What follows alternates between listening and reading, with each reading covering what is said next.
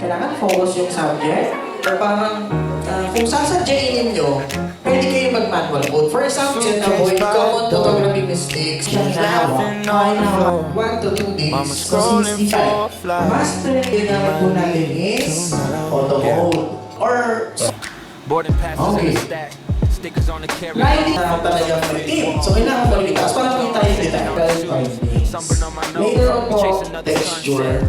No, 1 to 3 is mag-distribute ng light. Third is understanding your phone's camera features. And clinical, since ways medical. Yung po, brightness, hindi po natin. To understand. Pwede lang one light, basta malakas po siya.